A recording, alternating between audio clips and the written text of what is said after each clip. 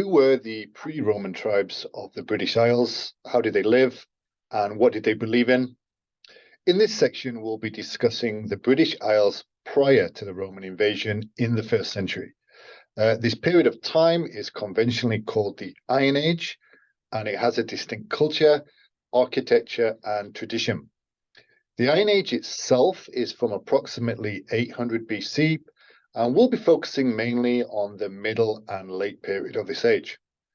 We'll also be speaking about the main island of Britain and maybe some of the smaller islands, but we will be excluding what is now Ireland, as Ireland itself has its own distinct Iron Age development.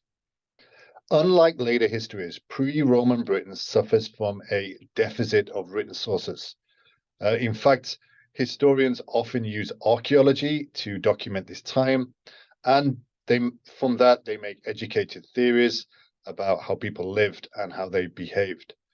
As such, we'll be reviewing evidence that we have to date, but of course bear in mind that archaeology occasionally provides breakthroughs, and that causes a rethinking of what we thought we already knew. Rather than a chronological review of this age, we're going to focus on specific areas that can help us form a more complete picture of the time before the Romans arrived in force. We look at the lifestyle of the people, how they lived, and what they did for entertainment. We'll discuss the religions and the spiritual culture of the times with a focus on the Druids. We'll also highlight some of the tribes that came from this era. And lastly, we'll talk about and perhaps dispel some of the myths from around this age. In pre-Roman Britain, people were accustomed to agricultural lifestyles. These were lifestyles centered around crops and livestock. Farming was the main occupation, and the use of iron tools, of course, made this job a lot easier. As such, the size of the homes, villages, and settlements increased in size compared to the earlier Bronze eras. Industries grew around the use of iron, not only for tools, but use as weapons and cosmetic items, items like jewelry and fine metalwork. They would then trade these items to people in Europe and other parts of the British Isles. People lived in surprisingly well-developed houses within settlements, and these settlements were often secured by walls and ditches. The houses themselves were round and often made from dried mud, wood, and straw. Families would cook food over a central fireplace. The homes themselves didn't have multiple rooms, and so things like straw beds, general household items like storage jars, etc., these would be placed around the edge of the homes. As well as farming, people often trained as carpenters, leather workers, and potters. The men also trained as warriors, as the later Iron Age was a somewhat dangerous time for settlements. The increasing population meant people were encountering each other more, and this, of course, meant people fought more often. Without defenders and defences, the settlements would not last long. Interestingly, the extent of defensive structures that were needed can be seen in Hillforts. Hillforts are an extensive defensive fortification that often had several layers of defense, often built on top of hills, ridges, or in marshes. The structures utilize the natural layout of the land.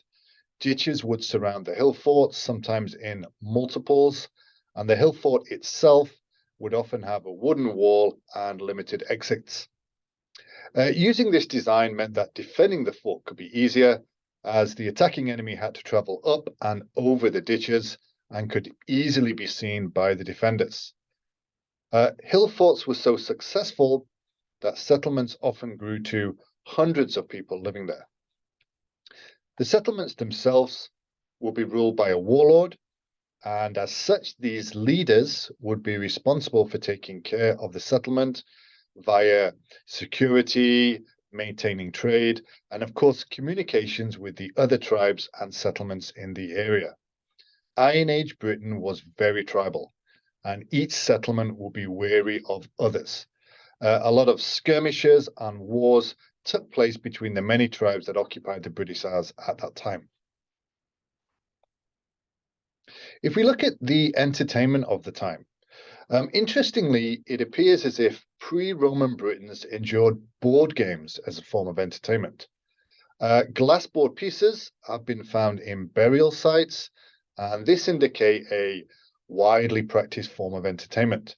There would also be musicians, and these musicians would be playing drums, flute-type instruments, and horns. The instruments themselves could then double up in times of invasion as basic communications for the warriors. There's also evidence that horse racing was practiced, and of course, alcohol was consumed freely. There have been ceramic cups found that indicate alcohol, such as beer, mead, and wine was consumed. Due to the lack of written sources and evidence for this age, it's difficult to establish an exact answer as to why the pre-Roman Britons worshipped in a certain way and why certain cultural events and symbols had meaning. Later sources that we do have, such as the Romans, had an obvious bias against the religious practices at the time, as the Romans wished to eradicate these practices in order to further Romanize the region. Nonetheless, we do have a suggestion that human sacrifice was present for various occasions. Julius Caesar himself wrote about the tribes of Britain sacrificing people. These people were usually criminals or captured enemies, and they were sacrificed to appease the various gods that inhabited the island. Human sacrifice, and on a wider scale, anything spiritual, was tied to the Druids. And the Druids maintain a mysterious and sometimes sinister presence in Britain at this time. Who or what the Druids were to the tribes is difficult to know exactly. What we can infer is that the Druids were keepers of history and keepers of the culture of the land. There are no written records kept, so it's assumed the Druids were responsible for maintaining histories through oral traditions, and often the training to remember all the history and culture of various tribes would take many years to master. The Druids themselves seem to have a connection to the earth, and in terms of worship, they were seen to use things like mistletoe and various other plants in their rituals. The Druids held considerable power in the tribal societies, and they seem to take part in judging disputes and advising people on lifestyle and spiritual matters. They were exempt from military service, although that isn't to say they were peaceful. The Druids themselves were all but wiped out by Roman invasion in later years. Burials have been discovered from this era, and it shows a tendency to bury the dead with funeral objects such as jewelry and personal ornaments. Often animals were also placed in the graves, and occasionally items like chariot wheels that would signify a more important person in this society. The location of the burials can also indicate the reason for their deaths. So, for example, if a body was discovered under the settlement foundations, they were more than likely sacrifices made for the success of the settlement. Animals were found in several burials, and it appears that animals had a great significance for the Iron Age peoples. Pigs, dogs, and horses especially were found in burials, along with ravens and chickens, but this was to a lesser degree. The culture of this time would have revolved around the focus of the lunar and solar cycles. Rituals and activities would have taken place at specific times of the year. Constructions from this time can actually be shown to have been prepared during total lunar eclipses. Grain processing may also have been ritualistic in some instances, with evidence showing that various crops from different areas were found in one location, with possible seasonal festivals also held at the same time. If we look at the people of the time, the tribes of the time, we can see that many of the tribal names given would not have been what they are known themselves as. So most of the names we use today came from later written sources like the Romans, and they're often just descriptives of a tribal distinction. For example, a Latin tribal name would maybe mean something like Hillfort dwellers. Some of the tribes we're going to look at is the Iceni. The Iceni were an Iron Age tribe that inhabited Norfolk in the east of the country. The Iceni are relatively famous. They actually remained independent until Roman advancement into their territory, and the warrior queen Boudica came from this tribe.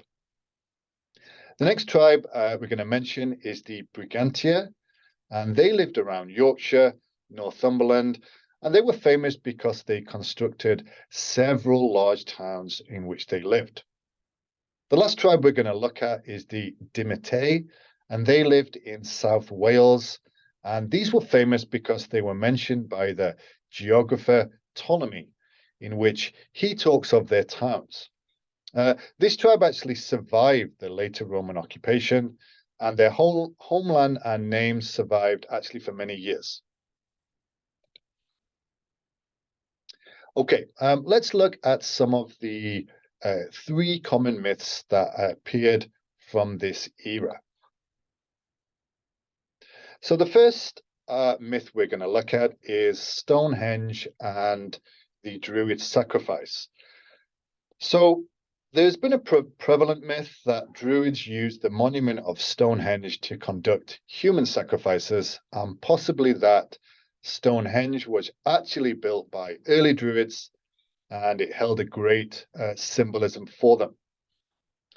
So looking at this myth, there is absolutely no evidence for any of this being true. Stonehenge itself was built long before the Druids were around, and it was probably in quite poor condition by the time of the late Iron Age, and the late Iron Age is where the Druids appeared. Also true is the fact that there is absolutely no evidence for human sacrifice practiced at Stonehenge at all. Stonehenge was of no doubt interest to the pre-Roman Britons, but not really with any particular focus. The second myth we're going to look at is that mass migration from Europe helped Iron Age Britons develop culturally. So this myth indicates that a massive influx of migrants overtook the Bronze Age settlers, and this, of course, boosted the culture and the practices, especially in terms of agriculture. So looking at this myth is actually very likely true. Genetically, recent studies have shown that a good proportion of people from the British Isles actually share ancestry from Europeans, most likely from mass migration events in the late Bronze period, and this migration event will have helped shape the Iron Age. This migration would have brought, amongst other things, languages, different ways to produce food, and different ways to manage livestock. The last of our myths is a very prevalent one, and this is about the folk hero of Merlin, and it was that Merlin was based on Iron Age Druids, and he practiced the ways of earth magic in order to overcome the Anglo-Saxons. This is actually an interesting and very prevailing myth. When we're looking at this, first of all, it's important to note that there doesn't seem to be any evidence at all for an actual Merlin-type character that is personified in legend, i.e. a man with magic powers, wisdom, and ancient knowledge. There is, however, several mythical figures that seem to be kind of merged into the figure of Merlin. The most notable one would be the bard Merlin, who was considered both prophetic and insane. How does the connection to Iron Age Druidism appear? It seems most likely that some people at the time, in order to successfully fight against the invasions of Anglo-Saxons, sought to look back on the traditions of pre-Roman times in order to establish a sense of nationalism or a sense of national identity. Druidism itself was effectively destroyed under the Roman occupation, so it's likely that not many people actually still practiced it, and it held a kind of mystique that was needed at the time.